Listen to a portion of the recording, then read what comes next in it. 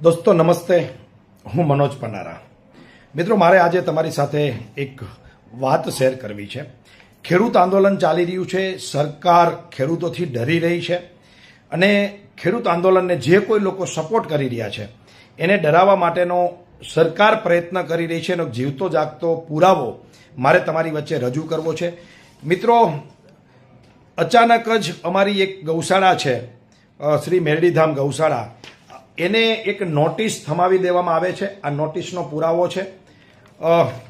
જે ગામમાં અમારી ગૌશાળા છે ધૂળકોટ, એના મંત્રી અને એમના દ્વારા એક નોટિસ આપવામાં આવે છે કે આ ગૌશાળા ખરાબામાં ઊભી છે અને આ ગૌશાળા ઝડપથી તમે ખાલી કરી નાખો, અમારે આ ગૌશાળા પાડી નાખવાની છે.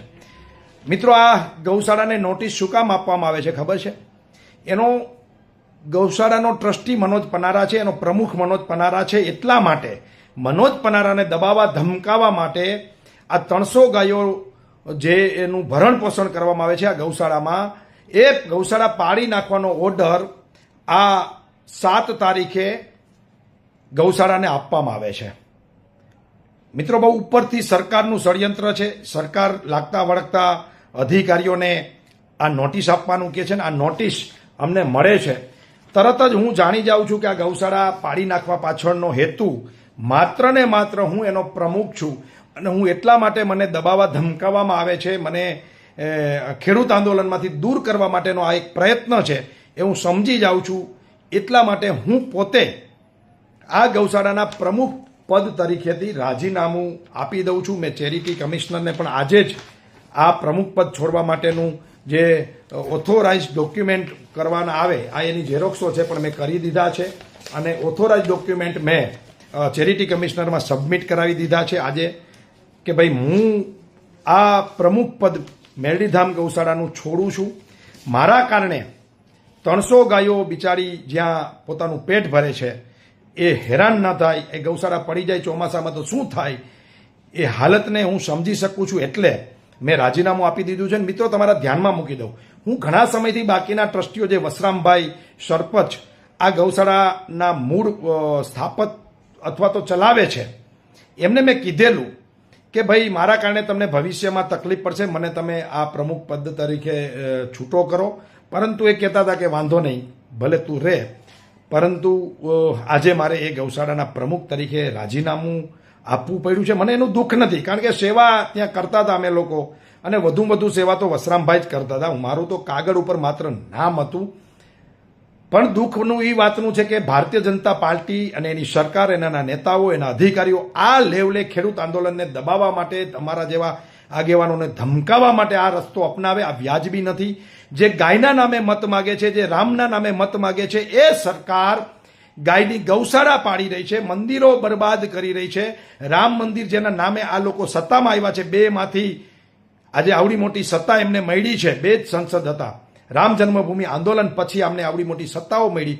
ગુજરાત સહિત અનેક રાજ્યોમાં રામના નામે આ લોકો સત્તામાં આવ્યા, કેન્દ્રમાં આવ્યા. એ જ રામ મંદિરમાંથી ચંદા ચોરી કરી રહ્યા છે, સોનાની ચાંદીની ઈંટો લૂંટી રહ્યા છે. જે ગાયને રાષ્ટ્રીય માતા બનાવી જોઈએ, કતલખાના વિરોધ કરીને જે સરકારો આ લોકોએ બનાવી છે ગાય માતાના નામે, એ ગાય માતાની ગૌશાળા પાડવાની આ જ લોકો નોટિસ કાઢી રહ્યા છે. માત્ર ને માત્ર મનોજ પનારા એનો પ્રમુખ છે. એટલા માટે મિત્રો, દુઃખ સાથે કહેવું પડે કે જો તમે ભાજપનો ગલપટો પહેરી લો તો તમને ડ્રગ્સ વેચવાની છૂટ, દારૂ વેચવાની છૂટ, તમામ પ્રકારના 2 નંબરના ધંધા કરવાની છૂટ, અને ભાજપનો નેતા કોઈ બળાત્કાર કરે અને જેલમાંથી છૂટે તો પણ એના સ્વાગત થાય. ભાજપનો નેતા કોઈ પણ કાંડ કરે તો એને બચાવવા આખી સરકાર અને અધિકારીઓને સૂચના આપવામાં આવે. અને ભાજપની નીતિઓનો વિરોધ કરે, ખેડૂતોને કોઈ સમર્થન કરે, ભાજપની ખોટી વાતોનો કોઈ વિરોધ કરે તો એવા લોકોને દબાવવા ધમકાવવામાં આવે. એ આ સરકારની નીતિ છે. હું સરકારને, એના અધિકારીઓને, જેને પણ આ ષડયંત્ર કર્યું છે એને હું કહેવા માંગુ છું કે મનોજ પનારાને તમે દબાવી નહીં શકો, ધમકાવી નહીં શકો, ડરાવી નહીં શકો અને આંદોલનથી દૂર નહીં કરી શકો. હું આંદોલનમાં તન મન ધનથી છું, રહીશ અને મદદ કરીશ. તમારે જે કાંઈ નીતિઓ અપનાવી હોય અપનાવી લેજો.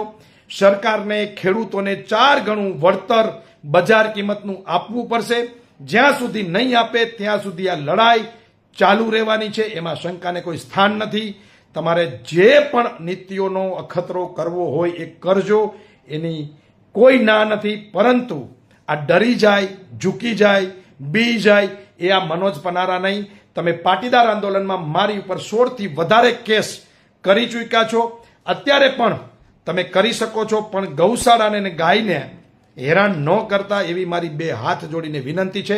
તમારામાં દમ હોય તો મને નગર દરવાજામાં ઊભો રાખીને ગોળી ધરબી દો, મારા પર ખોટા કેસ કરી નાખો, મને જેલમાં પૂરી દો, મને એનો કોઈ વાંધો નથી. પણ ગાયોને હેરાન કરવાનું બંધ કરો. જે હિન્દુ ધર્મની વાતો કરી અને હિન્દુ ધર્મના પાયામાં ગાય માતા છે, એ ગાય માતાને તમે હેરાન કરવા માટે નીકળી પડ્યા છો, એની ગૌશાળા પાડવા નીકળી પડ્યા છો, મને દબાવવા માટે ખાલી. તો હું મારું રાજીનામું આપી દઉં છું.